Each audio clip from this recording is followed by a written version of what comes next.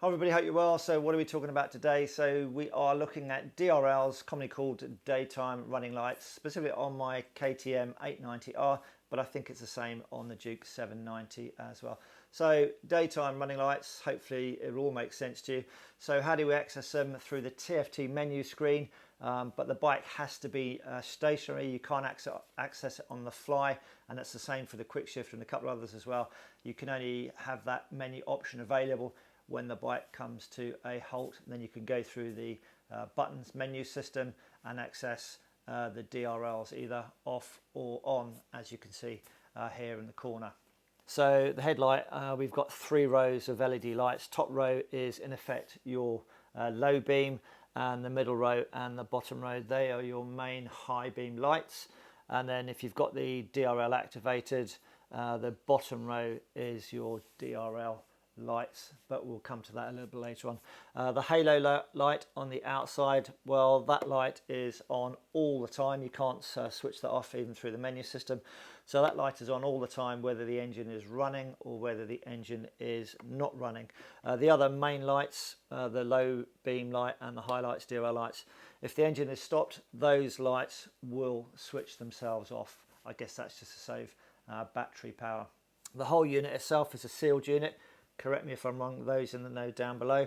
The sealed unit costs about £750, so if you damage it or broken or the lights fail or whatever, I don't think you can change the LED bulbs, etc. So it's going to cost you a fair amount of dosh.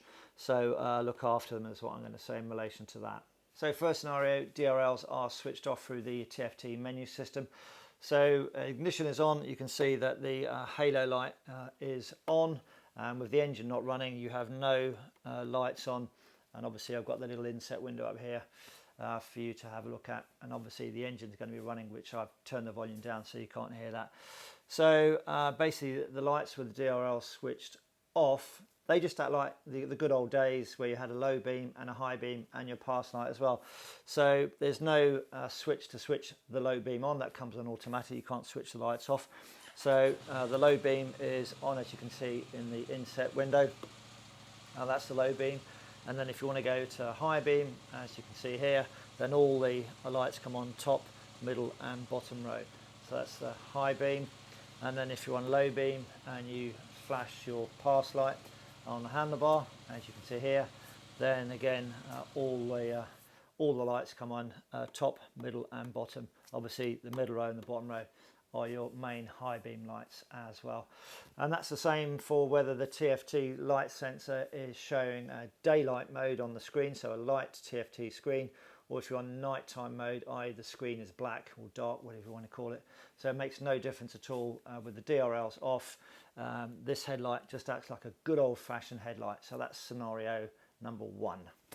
So let's go to scenario number 2. Obviously I'm in my garage and the light sensor on the TFT screen registers there's not enough light in here, so it's gone into darkness mode, evening mode. So the TFT is the black screen, for want of a better word. So by means of my amazing little torch, I'll shine the torch onto the light sensor on the TFT screen, and that will activate the sun or the daylight shining onto the light sensor, and lo and behold, the screen will go white and we'll be in daylight mode. So that's my workaround in relation to that.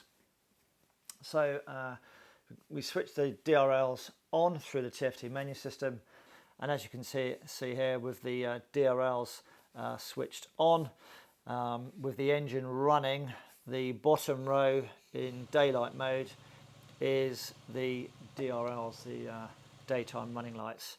So normally the low beam on the top here is on when the DRLs are switched off, but once you switch the DRLs on through the TFT screen, it thinks, the light sensor goes daylight time, okay, I'll just have the bottom row, the DRL lights switched on.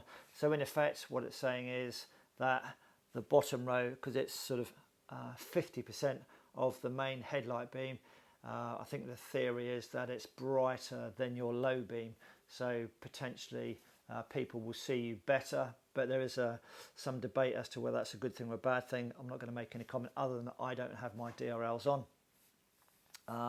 So they're bright enough to be brighter than the low beam light, but it's not so bright that it's going to dazzle oncoming drivers in the daytime.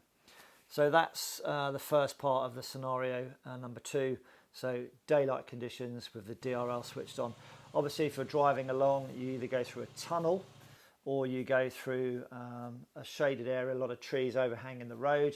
Then that light is not hitting the light sensor as much because it's less light.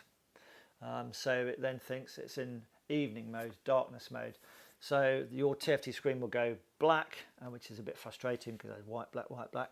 So it'll go black, and then it'll send a signal to your daytime running light to go, do you know what, we're in dark conditions now.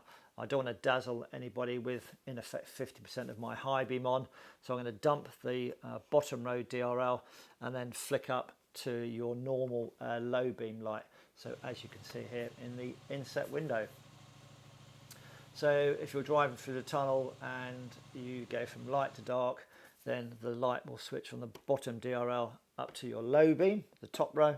And then if you come out of the tunnel or out of the shaded area and the light sensor goes, aha, we're in daylight, the TFT screen will go from dark to white colour. And then the top low beam light will go from being on, and it'll flop, that will go off, and then your bottom row of main headlight beam will go on. So your bottom DRL light comes on when it's daylight. If you go through another tunnel, the sensor goes, haha, it's dark. So it will then send a signal to the DRL to go, bin the DRL. Don't want to dazzle anybody in darkness because it's a high beam light, and it'll flick up to your top row lights, which is your low beam. So there is a potential for somebody who's waiting at a junction. This is what I've read on the internet, which is why I don't put them on. So there's a potential if you're in daylight conditions with your DRL switched on, so you've got your bottom row on, you go towards a shaded area, canopy of trees or something, and then the light goes from the main bottom light being on, the sort of 50% high beam light being on, and it flips up to your low beam light. And so that could be construed by somebody waiting at a junction that you flash them in effect, so they could pull out in front of you. So there is a debate on the internet about the use of DRLs, so that's one of the reasons I don't activate mine, just for that flip-flopping in daylight and nighttime shady conditions. So that's it, guys. You either set the DRLs on or off. I leave mine off in fairness, purely because of that flip-flop potential issue. But yeah, you do what you want, do your own research. But I hope that sort of sorts any confusion out about the DRLs. As I said, I didn't really know too much about them, but I hope that little inset has helped you understand how the DRLs work. So yeah, got any comments to make? Certainly about the replacement LED bulbs, that'd be great, as I'd like to know that as well. But I do think it's if it's damaged or broken, throw it away and put a new 750 quid unit on there. That's it, guys. If you like what you've seen, smash that subscription button. Any comments to make? Yes or no? Please feel free to make them in the section below. And there's a load of other videos, cards up here, down below, in relation to my KTM ownership. I've had it very briefly now for 3 weeks from brand new, 500 miles, service due next week. So I'm just doing a vlog of the good things and the bad things, and trying to help out you guys out there as to the workings, the technical things of the KTM. That's it, guys. Hope you enjoyed it. See you again soon. Take care and ride safe.